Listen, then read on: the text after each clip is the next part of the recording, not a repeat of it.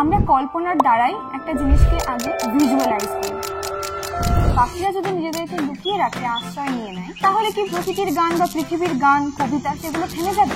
আমরা যখন কোনো গান শুনি তখন যে একটা মেলোডি কাজ করে, সেটাই কবিতার মধ্যেও এক। সান রান, এই যে ছন্দটা মিলে যাচ্ছে, তখন আমরা পাচ্ছি বি এবং বি।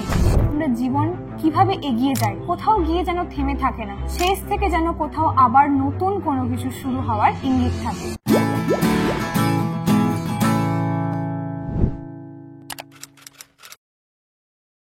আজকে আমরা যে টপিকটা নিয়ে আলোচনা করব সেটা হচ্ছে the poetry of earth by John Keats. চলো তাহলে প্রথমে আমরা জেনে নিই জন কিটসের সম্পর্কে।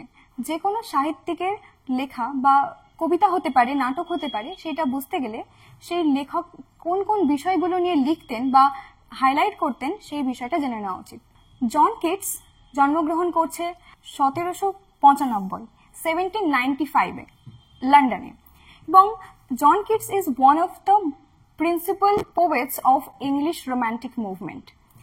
জন কিটস রোমান্টিক পিরিয়ড থেকে বিলং করেন। ইংরেজি সাহিত্যে রোমান্টিক মুভমেন্ট বলতে বোঝানো হয় এজ অফ রিজন এর পর আমরা পাই রোমান্টিক মুভমেন্ট। এটা ফ্রেঞ্চ রেভলিউশন 1798 এর পর আমরা পাই রোমান্টিক পিরিয়ড। সেখানে কবিদের লেখার মূল বিষয়বস্তুই ছিল প্রকৃতিকে নিয়ে। তারা প্রকৃতির মধ্যে যে সৌন্দর্য খুঁজে পেয়েছেন। কিটস রোমান্টিক মুভমেন্টের সেকেন্ড জেনারেশন থেকে বিলং করেন। তাহলে প্রথমে যে সমস্ত কবিরা লিখছেন তাদের মধ্যে অন্যতম উল্লেখযোগ্য কবি হচ্ছেন William Wordsworth, Samuel Taylor Coleridge. তারপরে আমরা সেকেন্ড জেনারেশনে পাই জন কিটসকে, শেলিকে, পিভি শেলি এবং লর্ড বায়রন। জন কিটসের লেখার মধ্যে তিনি যে সমস্ত বিষয়গুলোকে হাইলাইট করেছেন বা সেলিব্রেট করেছেন সেগুলো হচ্ছে ফর হিজ ভিভিড ইমেজেস। তিনি তার শব্দের মাধ্যমে তার কবিতার মধ্যে একটা ইমেজ বা ছবি চিত্রিত করেছেন, এবং এই ইমেজারিগুলোর মাধ্যমে আমরা সেই বিষয়টার সঙ্গে আরো ভালোভাবে কানেক্টেড ফিল করি। দেন সেন্সুয়াল ল্যাঙ্গুয়েজ, তিনি যে সমস্ত ভাষা ব্যবহার করছেন সেখানে তিনি আমাদের যে সেন্স সেগুলোর সঙ্গে কানেক্টেড, যে কারণে আমরা তার ল্যাঙ্গুয়েজের সঙ্গে যেমন মিলে যেতে পারি এবং সেই বিষয়বস্তুটা সম্পর্কে আরো ভালোভাবে আমরা ধরতে পারি যে তিনি আসলে কি বোঝাতে চাইছেন। কারণ কবিতার ভাষা কোনো প্রোজ রাইটিং এর থেকে আলাদা হয়। কবিতার অন্তর্নিহিত মানে আমাদেরকে বুঝতে হয়। সেক্ষেত্রে ভাষাটা খুব উল্লেখযোগ্যভাবে কাজে আসে, কারণ ভাষা না বুঝলে, সেই অন্তর্নিহিত মানে কি বোঝাচ্ছে সেটা না বুঝলে আমরা কখনোই একটা কবিতার এসেন্সটা পাবো না। তারপরে রয়েছে exploration of beauty and mortality, যে মানে যারা রোমান্টিক এরা থেকে বিলং করেন যে সমস্ত কবি, তাদের মধ্যে প্রকৃতির মধ্যে তারা সৌন্দর্যকে খুঁজে চলেছেন এবং নিরন্তরভাবে তারা সেই সৌন্দর্যকে কবিতার মাধ্যমে বারংবার আমাদের সামনে এনেছেন। প্রকৃতিকে আমরা দেখি, কিন্তু প্রকৃতিকে দেখার আরেকটা যে দৃষ্টিভঙ্গি রয়েছে, তার ছোট থেকে ছোট বিষয়গুলোকেও যে সুন্দরভাবে আমাদের সামনে প্রেজেন্ট করা যায়, সেটা আমাদেরকে রোমান্টিক কবিরা দেখিয়েছেন। আর মর্টালিটির মরণশীলতা, কিন্তু প্রকৃতির মধ্যে আমরা বারবার দেখেছি মানুষও প্রকৃতিরই অংশ, কিন্তু তবুও মানুষ মরণশীল। কিন্তু মানুষ যা সৃষ্টি করে, কবিতা হতে পারে, কোনো লেখা হতে পারে, আর্ট, এক কথায় আর্ট যেগুলো রয়েছে, আর্ট কিন্তু চিরন্তন। সেই আর্টের থ্রুতে যারা সেই আর্টের রচনা করছে তারা কিভাবে চিরন্তন হিসেবে থেকে যাচ্ছে তাদের আর্টের মাধ্যমে, সেটা আমরা দেখতে পাই। এবার major aspects of his poetry. John কিটসের কবিতার কিছু মেজর অ্যাসপেক্টস আমরা জেনে নেব। তাহলে তার কবিতার মধ্যে আমরা কি পাই? আমরা প্রথমেই পাচ্ছি বিউটিজ অফ ডেসক্রিপশন, তার যে বর্ণনা শৈলী। তিনি যখন একটা কবিতা লিখছেন, সেই কবিতার মাধ্যমে তিনি যে সমস্ত বিষয়বস্তুকে আমাদের সামনে পেশ করতে চান, তিনি সেটা তার রচনা শৈলীর মধ্যে কিভাবে আমাদের কাছে আরো নতুন ভাবে উপস্থাপন করছেন। এবং ইমেজারি বলতে আমরা আগেই জেনেছি শব্দের মাধ্যমে আমাদের মাইন্ডে যে ইমেজেস গুলো ক্রিয়েট হয় সেইগুলো, এবং এক্সপ্রেসিভ সাটেলটিস। রোমান্টিক কবিদের মধ্যে একটা এক্সপ্রেসিভনেস ছিল, তারা এক্সপ্রেসিভ থিওরিটাকে তাদের কবিতার মাধ্যমে তুলে ধরেছেন। এক্সপ্রেসিভ থিওরি বলতে বোঝায় যখন একটা কবি কিছু ভাবছে এবং তিনি তার ভাবনাকে কিভাবে আমাদের সামনে এক্সপ্রেস করছেন। আমরা একটা কথাকে বিভিন্ন ভাবে বলতে পারি, কিন্তু কোন কথাটা বললে কিভাবে বলছি সেই পদ্ধতিটাও এখানে ম্যাটার করে। তার যে বিভিন্ন জিনিসকে আমাদের সামনে উপস্থাপন করার যে পদ্ধতি, তিনি কিভাবে ডেসক্রাইব করছেন এবং তার ডেসক্রিপশনটা কতটা এক্সপ্রেসিভ, তার চিন্তাধারাকে আমাদের সামনে উপস্থাপন করছে, সেটা আমরা দেখতে পাই। তারপরে দেখব his love of nature is intense। Romantic movement আর নেচারের প্রতি ভালোবাসা দুটো একসঙ্গে ওতপ্রোতভাবে জড়িত, কারণ রোমান্টিক কবিরা নেচারকে নিয়ে লিখেছেন, নেচারের বিষয়বস্তুকে আমাদের সামনে আরো আড়ম্বরপূর্ণভাবে প্রেজেন্ট করেছেন এবং ওয়ার্শিপিং নেচার, এক কথায় নেচারকে, প্রকৃতিকে পুজো করা, প্রকৃতিকে আমাদের সামনে এমনভাবে প্রেজেন্ট করা যেখানে আমরা প্রকৃতির লুকিয়ে থাকা এসেন্সগুলো উপভোগ করতে পারি। His love of nature is intense, which is seen in the imagery of his poems। শব্দের মাধ্যমে তিনি যে চিত্র অঙ্কন করছেন এবং সেই চিত্রের দ্বারা তিনি কি দেখাতে চাইছেন, নেচারের, প্রকৃতির লুকিয়ে থাকা দিকগুলোকে আমাদের সামনে উপস্থাপন করছেন। তারপরে দেখব he uses sensuous imagery। sensuous imagery বলতে আমাদের যে 5টি ইন্দ্রিয় রয়েছে, যে সেন্সের থ্রুতে আমরা বাহ্যিক বিষয়বস্তুকে অনুভব করতে পারি, সেটা স্পর্শ হতে পারে, দেখা হতে পারে, শোনা, স্মেল নেওয়া এবং টেস্ট। এই যে পঞ্চ ইন্দ্রিয় রয়েছে, এই সেন্সের থ্রুতে তিনি যখন কোনো কবিতা লিখছেন, তার কবিতার লাইনগুলোতে তিনি এমনভাবে প্রেজেন্ট করছেন যেন আমরা সেটা অনুভব করতে পারছি, আমরা ফিল করতে পারছি আমাদের সেন্সের থ্রুতে। অ্যান্ড ডেসক্রাইব নেচার, এর মাধ্যমে তিনি কি করছেন, কবিতার মধ্যে প্রকৃতিকে আমাদেরকে ফিল করাচ্ছেন, and it's beauty in general. এবং তার এই প্রকৃতিকে এরকম ভাবে প্রেজেন্ট করা এবং আমরা যাতে সেটা সেন্সের থ্রুতে অনুভব করতে পারি, তার মূল কারণই হচ্ছে বিউটি, প্রকৃতির যে সৌন্দর্য সেইটাকে দেখানো। তারপরে আমরা দেখব one of the most interesting aspects of his writing is the speed।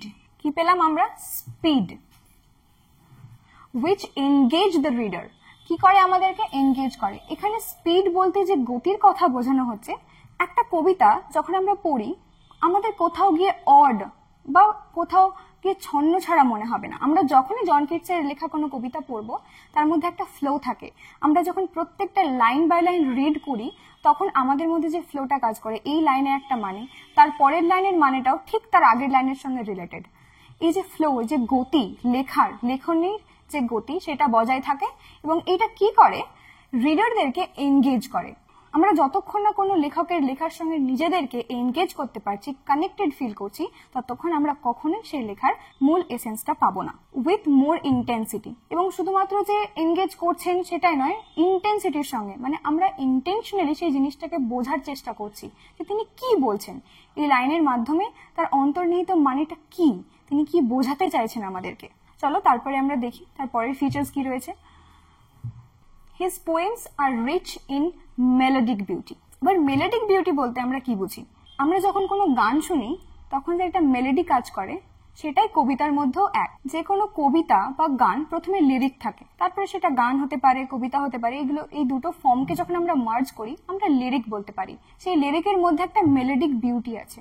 আপনি যখন রাইম ম্যাচ করছেন, আয়াম্বিক পেন্টামিটারের বিষয়গুলো রয়েছে, রিদিম, এই সমস্ত কিছুর মধ্যে একটা মেলোডিক বিউটি রয়েছে। সেই মেলোডিক বিউটিটা এতটাই রিচ যে তার কবিকে তার সমসাময়িক অন্যান্য কবিদের থেকে তাকে আলাদা করে, যেটা আমরা পরের ফিচার্স দেখতে পাবো। যেমন বলেছে, his sense of aesthetic beauty differs him from his কন্টেম্পোরারিজ। এবার আমরা জেনে নেব যে অ্যাস্থেটিক বিউটি বলতে কি বোঝানো হচ্ছে।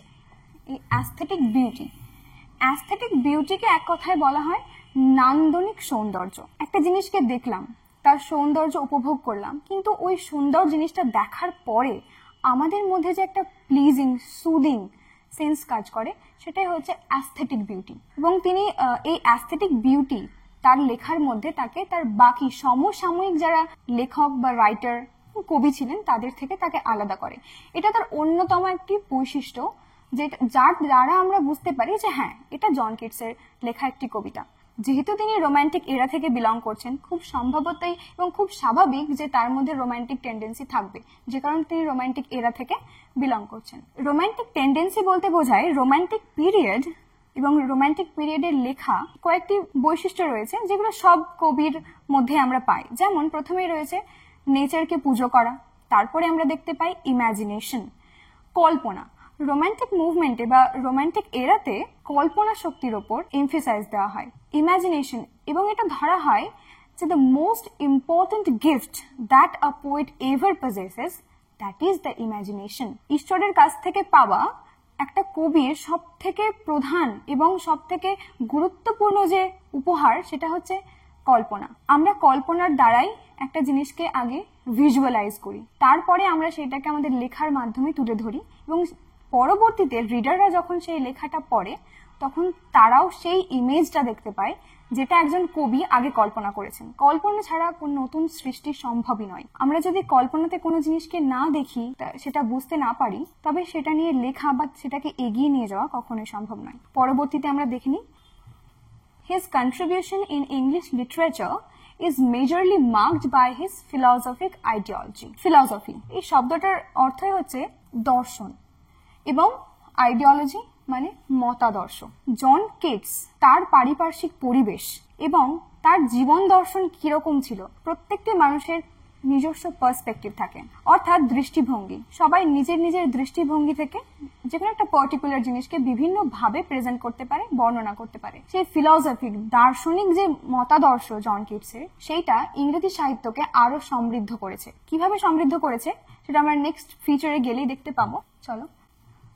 His philosophic ideology hovers around the phrase "Beauty is truth and truth beauty," which appears in his poem Ode on a Grecian Urn. জন কিটসের খুব বিখ্যাত একটি ওড বা কবিতা হচ্ছে Ode on a Grecian Urn। সেইখানে আমরা এই লাইনটা দেখতে পাই, beauty is truth, truth beauty. আমরা প্রথম থেকেই জেনে আসছি রোমান্টিক পিরিয়ডের কবিদের লেখার মধ্যে সৌন্দর্য, প্রকৃতির সৌন্দর্যকে খোঁজার একটা প্রচেষ্টা সবসময় রয়েছে। এবং তিনি কিভাবে বর্ণনা করছেন সেই সৌন্দর্যকে? তিনি বর্ণনা করছেন বিউটি ইজ ট্রুথ, সৌন্দর্য হচ্ছে সত্যি, এবং ট্রুথ বিউটি, অর্থাৎ যা সত্য তাই সুন্দর। এই জীবন দর্শন এবং সৌন্দর্য নিয়ে, সত্য নিয়ে তার যে মতাদর্শ, সেটাই হচ্ছে তার ফিলসফিক আইডিওলজি। তিনি কিভাবে তার পরিবেশকে দেখছেন এবং তার কবিতার মাধ্যমে তিনি কিভাবে সেটা প্রকাশ করছেন। নেগেটিভ ক্যাপাবিলিটি, তিনি বলছেন, এই নেগেটিভ ক্যাপাবিলিটির ডেফিনেশনটা আমরা আগে জেনে নিই। বলছেন the idea of embarrassing uncertainty, uncertainty আমরা একটা ওয়ার্ড পেলাম, and living with mysteries without the irritable reaching after fact and reason. আমরা যখন কোনো লেখা পড়ি, আমরা সবসময় যদি ফ্যাক্ট বা রিজন খুঁজি, তাহলে আমরা কখনোই সেই লেখাটার অন্তর্নিহিত যে ইসেন্স, আমরা যে পড়ার পরে আমাদের মধ্যে যে আনন্দের অনুভূতি হয়, সেটা আমরা পাবো না। কারণ আমরা সবসময় যদি তার পেছনে ঘটে যাওয়ার রিজনের পেছনে ছুটি। আমাদেরকে দেখতে হবে, জন কিটস সেই কথাটাই বলছেন নেগেটিভ ক্যাপাবিলিটি টার্মটার থ্রুতে, যে আমাদেরকে কোথায় যেতে হবে, বিয়ন্ড, ছাড়িয়ে যেতে হবে আনসার্টেনটি, এবং এমব্রেস করতে হবে আনসার্টেনটিকে, অনিশ্চয়তা এবং মিস্ট্রি, সেটা হচ্ছে রহস্য। তার লেখার মধ্যে আমরা রহস্য পাই, অনিশ্চয়তা পাই। এর মাধ্যমে তিনি দেখাতে চাইছেন যে একটি লেখা শুধুমাত্র যে রিজন বা কিছু ফ্যাক্টের ওপর বেস করে হবে সেটা নয়, তাছাড়া আমাদেরকে এমব্রেস করতে হবে, আপন করে নিতে হবে অনিশ্চয়তাকে, এবং আমরা যাতে রহস্যর মধ্যে ঢুকে যেতে পারি তার জন্য আমাদেরকে ইরিটেবল রিচিং আফটার ফ্যাক্ট, আমরা সবসময় যে কারণের পেছনে ছুটবো সেইটা থেকে আমাদেরকে বেরিয়ে আসতে হবে। এবং নেগেটিভ ক্যাপাবিলিটির মাধ্যমে তিনি এটাই বোঝাচ্ছেন যে আমাদের যে ক্যাপাসিটি, আমাদের যে এবিলিটি, এইগুলোকে গ্রহণ করার, অনিশ্চয়তাকে গ্রহণ করার, রহস্যকে গ্রহণ করার, শুধুমাত্র গ্রহণ করা নয়, আমাদের মধ্যে যেন সেই হাঙ্গার, খিদেটা না থাকে যে আমাদেরকে সবসময় একটা কারণ চাই, এইটা হয়েছে তার জন্য, এটা এই জন্যটা সবসময় অ্যাটলিস্ট কবিতার ক্ষেত্রে যেন একটু হলেও কম কাজ করে। তো এবার আমরা আবার কবিতায় ফিরে আসবো। আমাদের যে পাঠ্য কবিতা দ্য পোয়েট্রি অফ আর্থ, এটা প্রথম লেখা হয় 1816-এ, এবং সেটা কি নামে আমাদের কাছে প্রথমে আসে? আমরা পাই the sonnet on the grasshopper and the cricket. এবং এই কবিতার যেটা প্রথম line the poetry of earth, পরবর্তীতে আমরা সেই নামে কবিতাটিকে চিনি। কিন্তু এই কবিতাটি 1816-তে লেখা হলেও এটা পাবলিশড হচ্ছে 1884-তে, 1884, পোস্টথমাসলি। জন কিটসের মারা যাওয়ার পরে আমরা এই কবিতাটা পাবলিশড হয় এবং আমাদের কাছে পৌঁছয়। সনেট, তাহলে আমাদেরকে আগে জেনে নিতে হবে সনেট কি। যতক্ষণ আমরা জানবো আমরা যেটা পড়তে চলেছি এটার ফর্মটা কি, সেটা আসলে কি। কবিতা কয়েকটা লাইন, সেই লাইনের মানে বুঝে নিলাম, তার থেকেও আগে জরুরি হচ্ছে সনেট। যখন আমরা জানতে পারছি এটা একটা সনেট, তাহলে আমাদের আগে জেনে নেওয়া উচিত সনেট কি। তাহলে আমরা খুব সিম্পল ভাবে জেনে নেব সনেট কাকে বলে। Sonnet, a lyric poem consisting of a single stanza of 14 iambic pentameter lines linked by an intricate rhyme scheme. এখানে বেশ কিছু জিনিস আমরা ডেফিনেশনের মধ্যেই দেখতে পেলাম, যেমন লিরিক পোয়েম, তারপরে 14 লাইন্স এবং শেষে হচ্ছে রাইম স্কিম। এই চারটি জিনিস মনে রাখলে আমরা জেনে যাব যে সনেট কাকে বলে। প্রথমেই রয়েছে লিরিক পোয়েম। তাহলে সনেট কি? একটা লিরিক পোয়েম। লিরিক আমরা আগেই জেনেছি, গান হতে পারে, যে কোনো কবিতা হতে পারে। এটা প্রথমে একটা লিরিক থাকে, সেই লিরিক, সেই লাইনগুলো কটা হবে? 14 লাইন্স। এই 14 lines iambic pentameter. Iambic pentameter নিয়ে এখন কথা না বললেও হবে, আগে আমাদের সনেটটাকে ভালোভাবে বুঝতে হবে। এবং সেখানে কি থাকবে? সনেটকে আরো ডিফার করে অন্যান্য পোয়েটিক ফর্মের থেকে হচ্ছে রাইম স্কিম। রাইম স্কিমের মধ্যে এই যে আমরা যেটা আজকে পড়তে চলেছি, সনেট শেক্সপিয়ারিয়ান সনেটও হতে পারে, পেট্রার্কান সনেটও হতে পারে। তবে আমাদের যেটা আজকে টপিক সেটা পেট্রার্কান সনেট। এবার এই পেট্রার্কান সনেটকে ইতালিয়ান সনেটও বলা হয়। আর রাইম স্কিমের কথা যেটা আমরা বললাম সেইটা হচ্ছে পেট্রার্কান সনেটকে দুটো ভাগে আমরা ভাগ করতে পারি। প্রথমে হচ্ছে octave.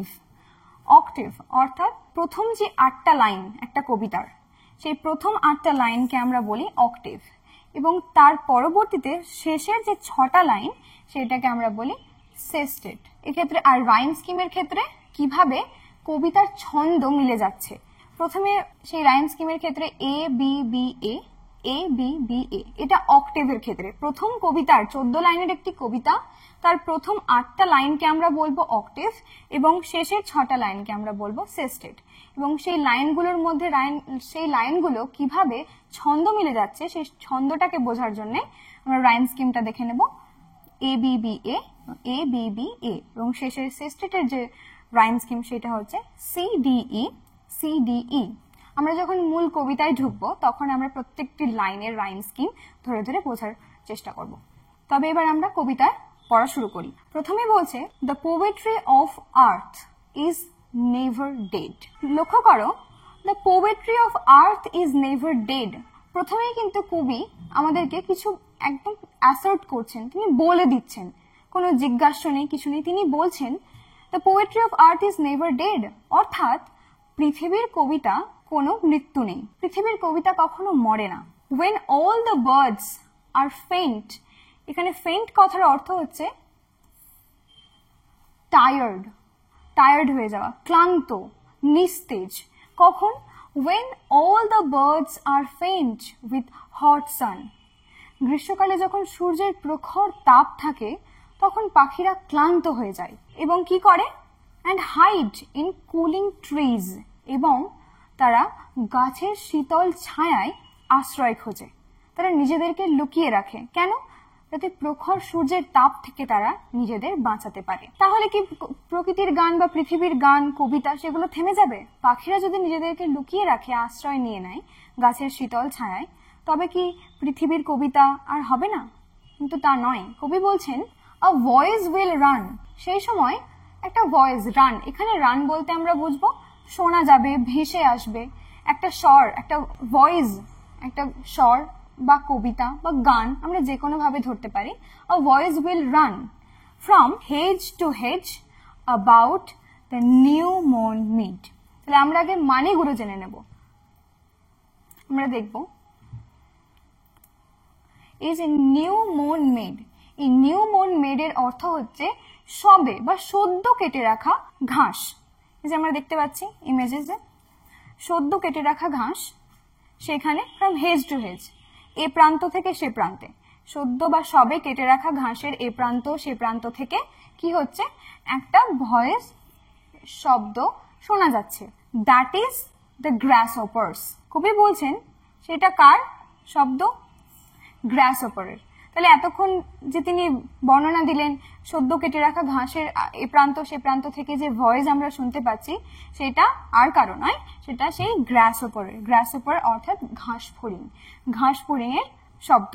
He takes the lead এর মাধ্যমে তিনি বোঝাতে চাইছেন যখন পাখিরা ক্লান্ত তখন তো গান থেমে গেছে, তাদের প্রকৃতির বা পৃথিবীর যে কবিতা সেটা তো থেমে গেছে, তখন ঘাস ফড়িং লিড নিচ্ছে, অর্থাৎ তখন ঘাস ফড়িং এর গান বা কবিতা শুরু হচ্ছে। হি টেক্স দ্য লিড কখন নিচ্ছে? ইন সামার্স লাক্সারি, গ্রীষ্মকালে। আমরা প্রথমেই দেখেছি হট সান, তারপরে আমরা পেলাম সামার্স লাক্সারি। এখন আমাদের কাছে সম্পূর্ণ ব্যাপারটা পরিষ্কার যে এটা একটা গ্রীষ্মের সময়, যখন পাখিরা ক্লান্ত তখন সেই সামার্স লাক্সারিতে। গ্রীষ্মের সময় এমনি আমরা বাইরে থাকতে পারি না, আমরা তখন খুঁজি একটা শীতল ছায়া। ঠিক তেমনি পাখিদের ক্ষেত্রেও তারাও একটা শীতল ছায়ার নিচে নিজেদের আশ্রয় খুঁজে নিয়েছে, নিজেদেরকে লুকিয়ে রেখেছে। তাহলে কি সেই সময় প্রকৃতির যে কবিতা, পৃথিবীর যে কবিতা সেটা থেমে থাকবে? সেটা থেমে থাকছে না। তখন সামার্স লাক্সারিতে গ্রীষ্মের সময় ঘাস ফড়িং লিড নিচ্ছে এবং সে তার নিজের গান বা কবিতা শুরু করছে। সে কিভাবে তার গান গাইছে? উইথ হিজ ডিলাইট, আনন্দের সহিত। সে এখন ক্লান্ত নয়, পাখিরা যেমন ক্লান্ত সে কিন্তু ক্লান্ত নয়, সে আনন্দের সহিত তার যে শব্দ, যে ভয়েসটা ভেসে আসছে সেই ভয়েসটা আনন্দময়, সে আনন্দের সঙ্গে তার কবিতাটা করছে। কিন্তু সে যখন for when tired out with fun, সে যখন আনন্দ করতে গিয়ে বা মজা করতে করতে যখন টায়ার্ড, ক্লান্ত, তখন কি হচ্ছে? তখন হি রেস্টস, তখন সে বিশ্রাম নিচ্ছে। At ease beneath some pleasant weed, সে তখন কোনো একটা প্লিজেন্ট ঝোপ এর আড়ালে বা নিচে গিয়ে সে বিশ্রাম নিচ্ছে। তাহলে আমরা দেখলাম প্রথমে পাখিদের কবিতা বা পাখিরা যখন ক্লান্ত হয়ে যাচ্ছে, আমরা এটা দেখে আসছি সকালে ঘুম থেকে উঠে আমরা পাখির ডাক শুনতে পাই, যেটাকে আমরা পাখির গান হিসেবে ধরি। আর পাখির শব্দ, আওয়াজ, ঘাস ফড়িং এর আওয়াজ, এই সবই প্রকৃতির অংশ, পৃথিবীর অংশ। এখানে পোয়েট্রি অফ আর্থ বলতে কবি বোঝাচ্ছেন প্রকৃতির বা পৃথিবীর যে শব্দ সেগুলোকে। পাখির আওয়াজ, যখন পাখিরা ক্লান্ত তখন সেই লিডকে নিচ্ছে, তখন লিড নিচ্ছে গ্রাসহপার, ঘাস ফড়িং গান কিভাবে গাইছে? সে তার গান গাইছে আনন্দের সহিত, এবং আনন্দ করতে গিয়ে বা মজা করার পর সে যখন এবার নিজে ক্লান্ত, সে রেস্ট নিচ্ছে ঝোপের নিচে, বিনিথ সাম প্লেজেন্ট উইড। এই যে আমরা প্রথমের কবিতার যে 8টা লাইন দেখলাম, আমরা আগেই সেটা বর্ণনা করেছি অক্টেভ, এবং অক্টেভের আমরা রাইম স্কিমটা বোঝার চেষ্টা করব। প্রথমেই আমরা দেখব ডেড, এটাকে আমরা এ হিসেবে ধরলাম। তারপরে আমরা দেখছি সান, এই সান আর এই রান, এই দুটো সান রান, এই যে ছন্দটা মিলে যাচ্ছে তখন আমরা পাচ্ছি বি এবং বি, এবং এই ডেডের সঙ্গে আমরা মিল পাচ্ছি মিড, অর্থাৎ এটি আবার এ, এ বি বি এ।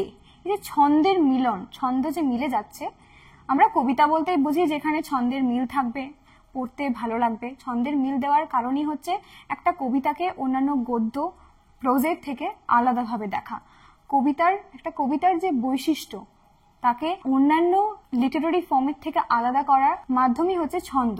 পরবর্তীতে ছন্দ না মিল রেখেও আমরা কবিতা দেখতে পাই। তবে আবার আমরা দেখব এ বি বি এ, এবং আবার রয়েছে লিড আবার মেড, ডেড এগুলোর সঙ্গে ম্যাচ করছে, তখন এটা আবার হয়ে যাচ্ছে এ, এবং ডান, ফান, এই দুটোর ছন্দের মিল পাচ্ছি, এটা হয়ে যাচ্ছে বি এবং বি, এবং শেষে গিয়ে আবার আমরা পাচ্ছি লিড উইড এ, এবং আমাদের ছন্দের মিল আমরা দেখতে পেলাম এ B B A, A B B এ।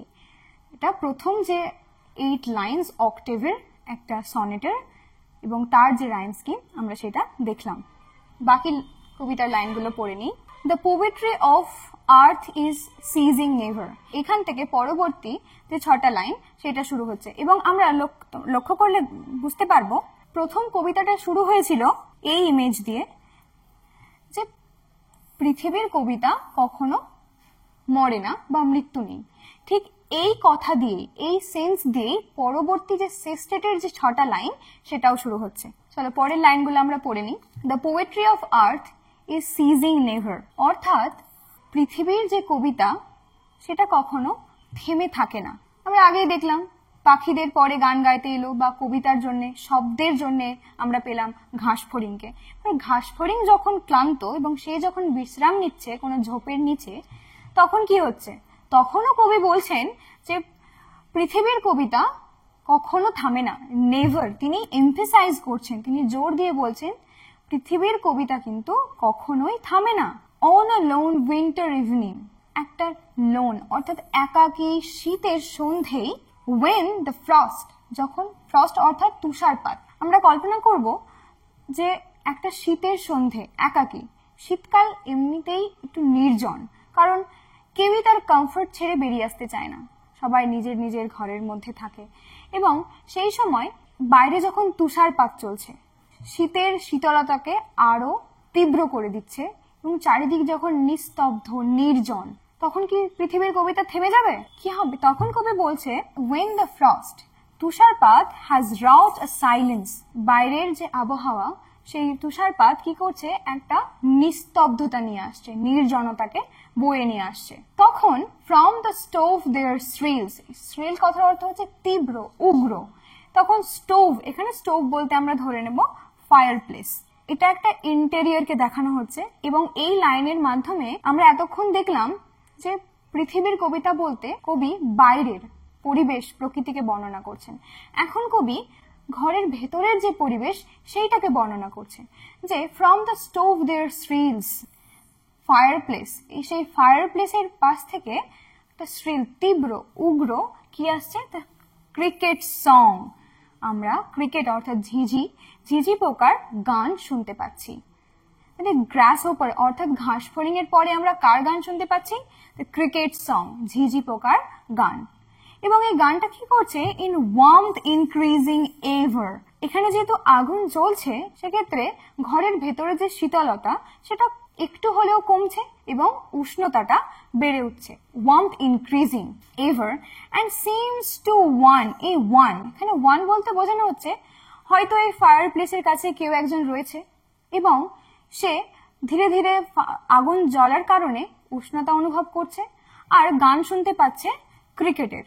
কিন্তু and seem to one in drowsiness half lost, এই শেষের লাইন দুটো খুব গুরুত্বপূর্ণ, কারণ এখানে কবি বলেই দিচ্ছেন ড্রাউজিনেস, তিনি অবচেতন, তন্দ্রাচ্ছন্ন, এবং হাফ লস্ট, তিনি হয়তো অর্ধেকটা ঘুমের জগতে ঢলেই পড়েছেন। সেই সময় তিনি যখন এই ক্রিকেটের ঝিঝি পোকার গান শুনতে পাচ্ছে তখন সিমস, তার মনে হচ্ছে, কি মনে হচ্ছে? দ্য গ্রাস ওপার among some grassy hills, তখন তার সেই ক্রিকেটের গান অর্থাৎ ঝিঝি পোকার গানটাকে আর ঝিঝি পোকার গান মনে হচ্ছে না।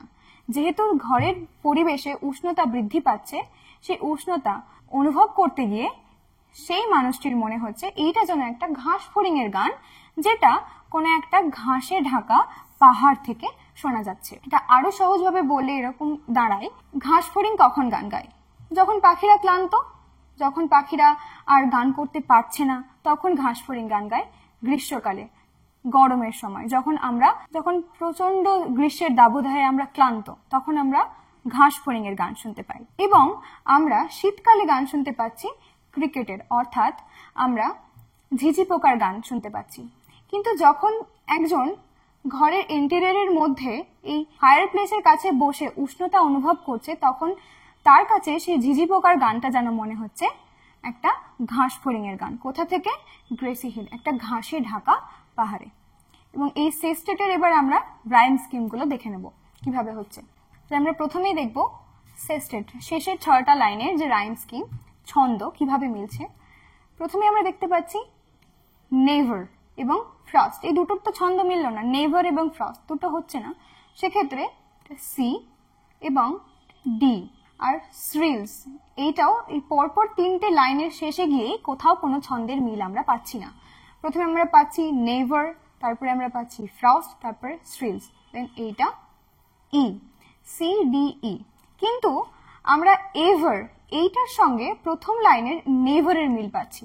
এইটা যদি সি হয় তবে এটিও সি, এবং তারপরে ফ্রস্ট থেকে লস্ট ডি, এবং শেষে স্ট্রিংস থেকে হিলস, এটা ই, সেক্ষেত্রে CDE CDE।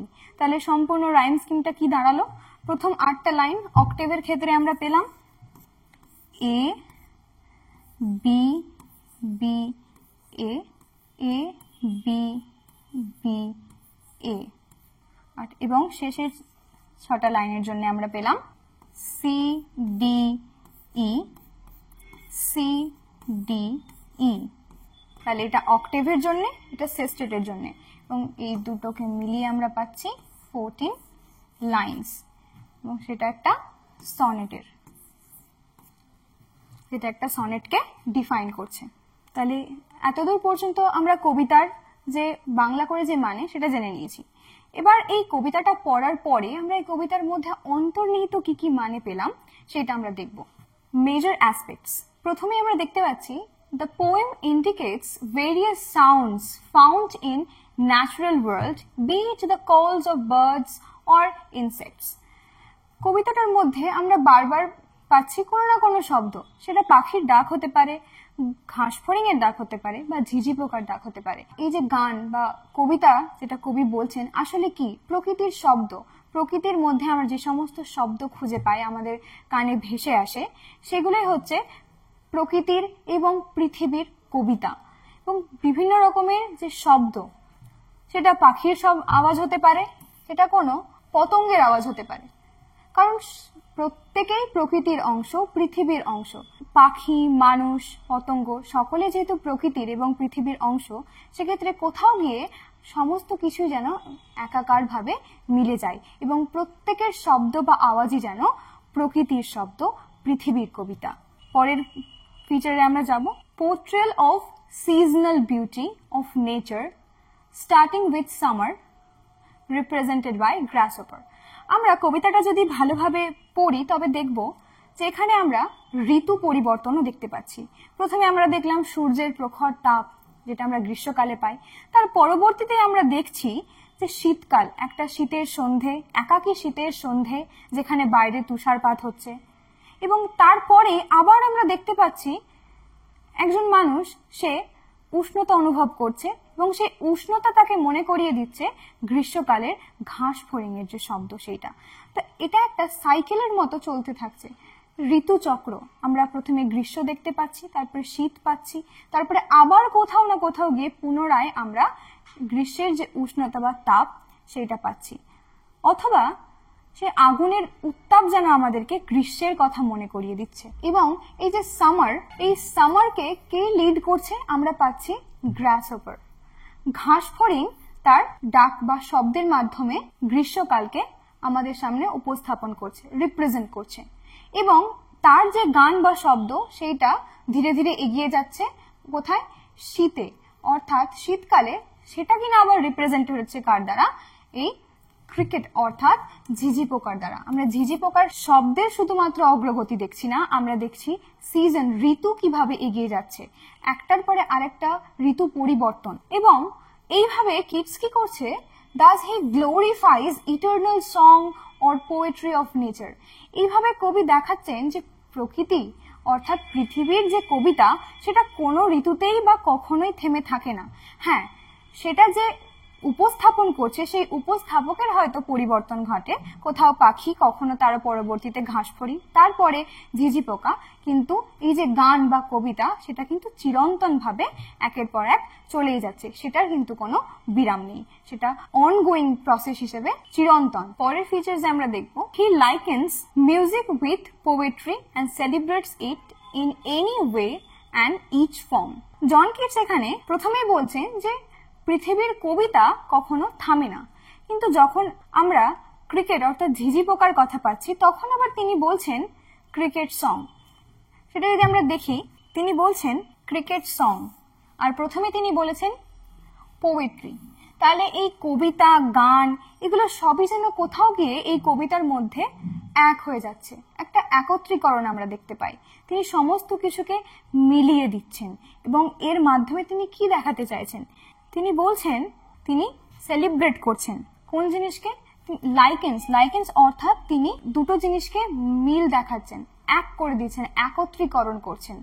In any way and each form, প্রকৃতির প্রত্যেকটা ফর্ম এবং যে কোনো ভাবে সেটা হতে পারে, সেটা কোনো শব্দ, প্রকৃতির কোনো শব্দ, যেমন ঝিঝি পোকার ডাক, পাখির ডাক, ঘাস ফড়িংয়ের যে আওয়াজ, এই সমস্ত কিছু কোথাও কবির কাছে মনে হচ্ছে কবিতা, কোথাও গিয়ে মনে হচ্ছে গান।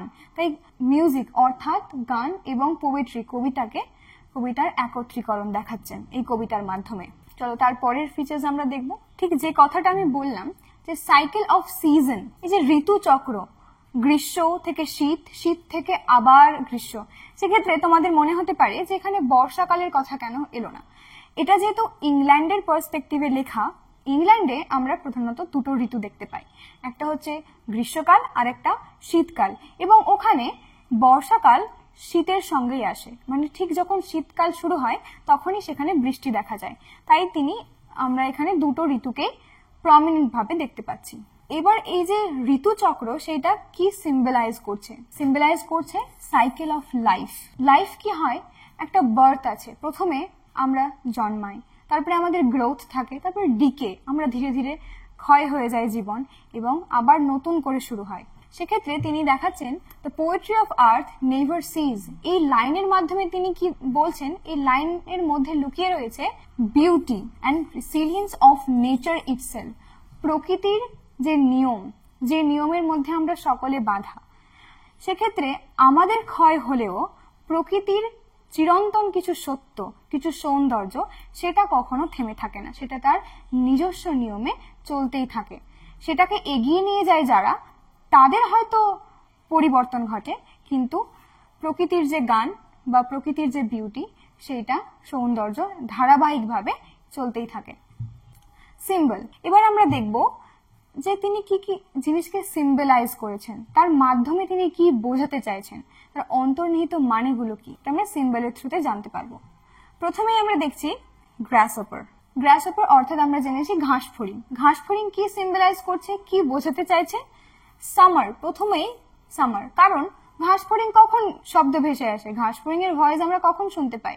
গ্রীষ্মের সময়। তাহলে ঠিক যখনই ঘাস ফড়িং এর কথা উঠে আসবে তখনই আমরা প্রথমেই যেটা আমাদের মনে পড়বে সেটা হচ্ছে গ্রীষ্মকাল।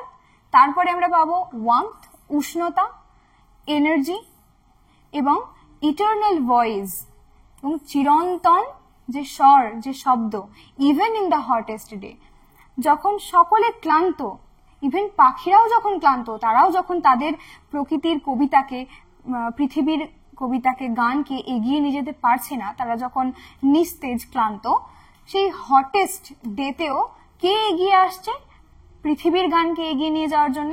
ঘাস ফড়িং। তাহলে ঘাস ফড়িং এর মাধ্যমে কবি আমাদেরকে বোঝাতে চাইছেন গ্রীষ্মকালের কথা, উষ্ণতার কথা, এনার্জি এবং একটা চিরন্তন শব্দ, স্বর। তারপরে আমরা দেখব, তারপরেই রয়েছে ক্রিকেট, ঝিঝি পোকা। তাহলে ঘাস ফড়িং কি কি সিম্বলাইজ করছে আমরা জেনে নিলাম, এবং একটা ঝিঝি পোকা এবার কি কি সিম্বলাইজ করছে এই কবিতাটির মধ্যে আমরা দেখব। প্রথমেই একটা কন্ট্রাস্ট ক্রিয়েট হচ্ছে, অর্থাৎ কোথাও না কোথাও গিয়ে ঘাস ফড়িং আর ঝিঝি পোকা দুটো আলাদা ঋতুকে উপস্থাপন করছে। তাহলে এরা দুজনকে আমরা কন্ট্রাস্ট অর্থাৎ বিপরীত হিসেবেও ধরতে পারি। ঘাস ফড়িং যদি গ্রীষ্মকালকে এগিয়ে নিয়ে যায়, তবে ঝিঝি পোকা শীতকালকে এগিয়ে নিয়ে যাবে তার শব্দ বা গানের মাধ্যমে। তাহলে প্রথমেই যেটা আমরা দেখছি একটা ঘাস ফড়িং এর সঙ্গে ঝিঝি পোকার একটা কন্ট্রাস্ট। তারপরে আমরা দেখছি শীতকাল, যখন একাকী নির্জন শীতের সন্ধে, তখন কার গান ভেসে উঠছে? ঝিঝি পোকার। শীতকালকে সিম্বলাইজ করছে। তারপরে from the silence lifelessness of winter evening to melody of nature, শীতকালে যখন চারিদিক নিস্তব্ধ, নির্জন, কোথাও কেউ কোনো শব্দ করছে না, কারো সেই আনন্দ নেই যে প্রকৃতির কবিতাকে, পৃথিবীর কবিতাকে এগিয়ে নিয়ে যাবে, তখন প্রকৃতির যে মেলোডি, যে গান, প্রকৃতির যে মেলোডি, যে গান, সেইটাকে লাইফলেসনেসের বিপরীতে অর্থাৎ নির্জনতার, নিস্তব্ধতার, নিস্তেজতার ঊর্ধ্বে গিয়ে এগিয়ে নিয়ে যাচ্ছে ঝিঝি পোকা। এবং সে প্রথমে একটা কন্ট্রাস্ট ডিফারেন্সিয়েট করছে ঘাস ফড়িং থেকে ক্রিকেটের সং, যেহেতু দুজন, একজন গ্রীষ্মকাল আর একজন শীতকালকে রিপ্রেজেন্ট করছে, ঠিক যেমন তাদের মধ্যে একটা ডিফারেন্স ক্রিয়েট হচ্ছে, কোথাও না কোথাও গিয়ে একটা প্যারালাল অর্থাৎ সাদৃশ্য ক্রিয়েট হচ্ছে। কিভাবে? হয়তো ঘাসফড়িং গ্রীষ্মকালের কবিতা বা গানকে এগিয়ে নিয়ে যাচ্ছে এবং ঝিঝি পোকা শীতকালের, কিন্তু দুজনেই তো প্রকৃতির অংশ, দুজনেই প্রকৃতির গানকে, পৃথিবীর গানকে অব্যাহতভাবে ধারাবাহিকতার সঙ্গে এগিয়ে নিয়ে যাচ্ছে। দুজনেই কোথাও না কোথাও গিয়ে কানেক্টেড, তারা দুজনেই প্রকৃতির হয়ে, পৃথিবীর হয়ে কাজ করছে। তারপরে আমরা দেখব সং। আমরা আবারও সং এর মধ্যে ফিরে আসব। সং এর মাধ্যমে কবি বোঝাতে চাইছেন ধারাবাহিকতা। গান, এই গানই যেন পৃথিবীর সমস্ত কীটপতঙ্গ, পাখি, মানুষ সকলকে যেন বেঁধে রেখেছে তার চিরন্তন ধারাবাহিকতার মধ্যে দিয়ে।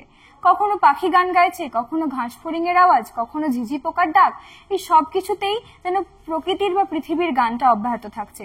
গানের মাধ্যমে তাই কবি এই কন্টিনিউটি অর্থাৎ ধারাবাহিকতাকেই বোঝাতে চাইছেন। তারপরে আমরা দেখব সিজন। সিজন এটা খুব গুরুত্বপূর্ণ একটি সিম্বল। কিভাবে? প্রথমে দেখো, আমরা যেমন ঋতুচক্র পাই, একটা সাইকেলের থ্রুতে চলে, এইটা কোথাও না কোথাও গিয়ে আমাদের জীবনের ক্ষেত্রেও প্রযোজ্য। তাই বলছে the cycle of life is a বার্থের থ্রুতে আমরা জীবনের শুরু করি, ঠিক তেমনই তারপরে সেটা প্রসিড হয়, প্রোগ্রেস করে, গ্রোথ আমাদের বৃদ্ধি হয়, আমাদের দিকে ক্ষয় অর্থাৎ এইভাবে হয়তো মৃত্যু আসে, কিন্তু সেখানে থেমে থাকে না, সেখান থেকে আবার একটা রিনিউয়াল অর্থাৎ নতুন করে বেঁচে ওঠা, নতুন করে শুরু করা, সেটা পরবর্তী কাউকে দিয়েও শুরু হতে পারে। যেমন ঘাসফড়িং ক্লান্ত হলে আমরা দেখছি ঝিঝি পোকা এগিয়ে আসছে, ঠিক তেমনই প্রথমে জন্মের মাধ্যমে, তারপর গ্রোথ আমাদের বেড়ে ওঠা এবং ক্ষয়, এবং তারপরে পুনরায় যে আমাদের নতুন করে রিস্টার্ট, আমরা যখন আবার নতুন করে কোনো কিছু শুরু করছি, এই যে সাইকেলটা, এই লাইফের সাইকেলটা কোনো না কোনো ভাবে সিজন আমাদেরকে দেখায়। সামার, উইন্টার, অগেইন সামার, এই যে সাইকেলের থ্রুতে চলছে এবং এটা একটি অনগোয়িং প্রসেস, যেটা কখনোই থেমে থাকছে না, সব সময় অব্যাহত থাকছে। তাই সিজন শুধুমাত্র ঋতুকে বোঝাচ্ছে তা নয়, সিজন কোথাও না কোথাও গিয়ে আমাদের জীবনটাকেও দেখাচ্ছে, আমরা জীবন কিভাবে এগিয়ে যাই, নতুন কোথাও গিয়ে যেন থেমে থাকে না, শেষ থেকে যেন কোথাও আবার নতুন কোনো কিছু শুরু হওয়ার ইঙ্গিত থাকে। গ্রীষ্মকাল থেকে শীতকালের যাত্রা, শীত থেকে আবার গরম অর্থাৎ গ্রীষ্মের দিকে যাওয়া, গ্রীষ্ম থেকে পুনরায় শীতে ফিরে আসা, এই যে সাইকেলটা চলতে থাকে, এই সাইকেলটা কোথাও না কোথাও গিয়ে আমাদের জীবনের যে ধারাবাহিকতা সেইটাকে দেখায়। তো এই ছিল আজকের কবিতা দ্য পোয়েট্রি অফ আর্থ।